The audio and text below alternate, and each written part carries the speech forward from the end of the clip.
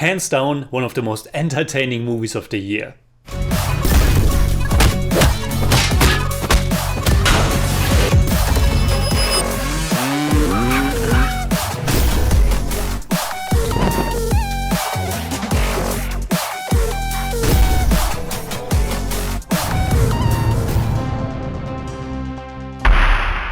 Servus Freunde, my name is Jimmy Cage and Manadu is a Tamil language science fiction action thriller that was written and directed by Venkat Prabhu.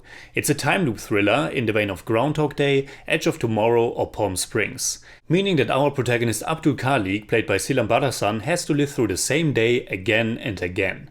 As far as I know, this was considered to be the very first Indian time loop movie, and it probably would have been that, but because of delays in the post-production and the ongoing pandemic, it was postponed.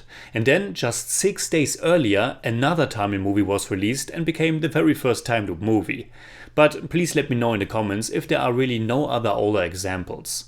If you're familiar with this kind of high concept story, living through the same day on repeat, you know about the many aspects that can be a lot of fun, but also about the elements that could be a problem. If such an idea isn't handled cleverly enough, it can quickly become a drag to sit through constant repetitions of the same stuff, or watch people too slowly come to terms with what's really going on. But all things considered, Manadu is one of the best time loop movies I have seen, and writer and director Venkat Prabhu has done a really good job playing to the strength of that concept while also doing something fresh and surprisingly meaningful, or at least something with an important message. The story is quite simple. Silam Badasan plays Abdul Khalik, someone who just arrived at the airport, gets picked up by his friends to attend a wedding.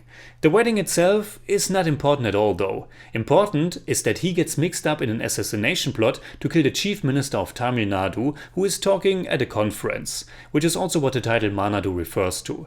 The murder should look like it was done by a Muslim terrorist, to then start communal riots, which should benefit the corrupt politicians and police.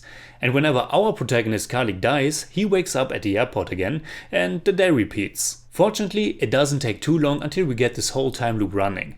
But I have to say that you have to get through or accept a few commercial elements on the way.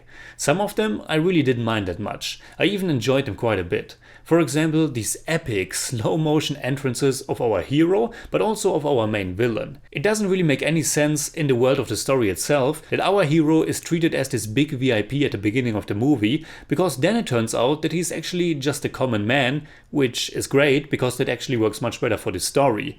Yet he has this big entrance because of the star appeal of lead actor Silam Badasan. It's fine, it's a commercial movie. When it comes to the mass entrance of the villain though, I really liked it.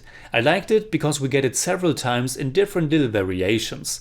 Because this is a time loop movie, the corrupt cop Dhanush Kodi, played by S.J. Surya, more than once enters the scenery for the first time. And we get this slow motion and over the top music theme several times. And through that repetition and epic nature of it, there's certainly a strong comedic touch to it as well. The same goes for the only real song and dance sequence that is happening very early on and doesn't really add anything important to the movie. But because we have this time loop, we get a little reprise, which was fun. When it comes to some other commercial aspects, I would have preferred to not having them.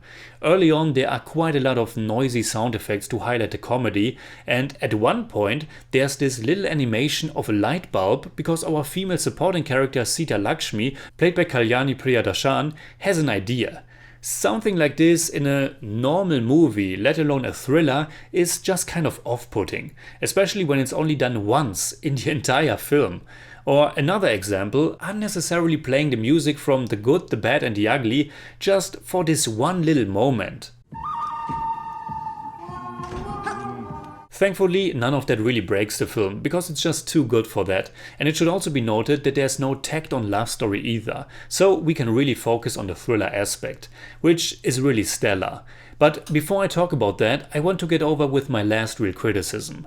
The technical aspects of the film somehow really vary.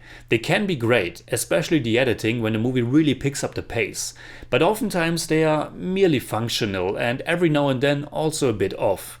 I couldn't find the movie's budget, but I assume they had to face some restraints. Still, I think sometimes they compromise at the wrong ends. Or maybe it's just a common practice and I'm just not used to it as an outsider. But it was really off-putting how all the car scenes were done using a green screen background.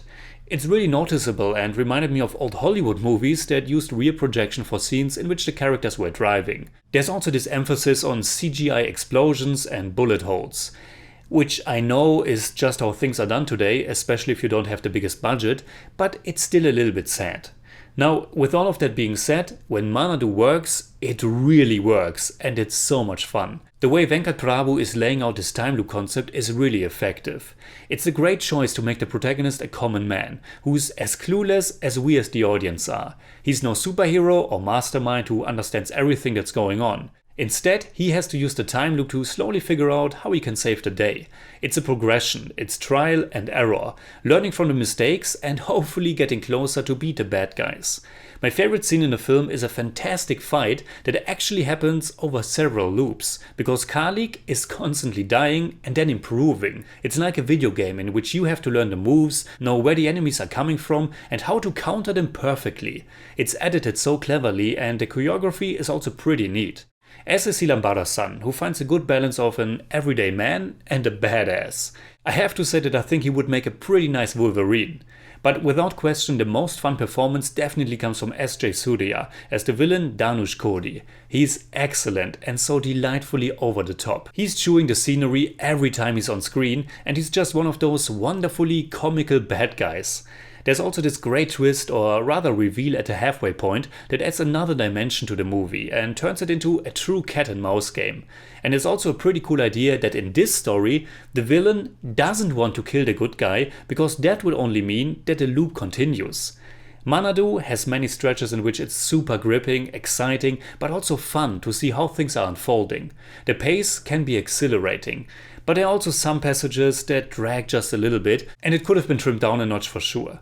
A last aspect I just briefly want to mention is that I really applaud the filmmaker's intention to create an entertaining commercial thriller, but also make it about Islamophobia and the intention of the powerful to scapegoat minorities. Our protagonist Abdul Khalik is a Muslim, but he also transcends his religion and is fighting against corruption, hatred, and for peace and tranquility. As an NRI, a non-resident Indian, he could also just leave and let things play out without him, but that would be wrong. He stays to do the right thing, and that's great. The movie is advertised as a Venkat Prabhu politics, and it's also using the hashtag #SpreadLove. Sure, it's a bit corny and of course on the nose, but I think it's important nonetheless to address these very urgent topics. So, in German I'd say, Venkat Prabhu hat mit Manadu einen verdammt unterhaltsamen Time-Loop-Thriller gemacht, der teilweise richtig abgeht und nur etwas durch seine kommerziellen Aspekte und ein bisschen Schludrigkeit in technischen Belangen zurückgehalten wird. I give Manadu 7 out of 10. It's more like 7.4, but I don't do that.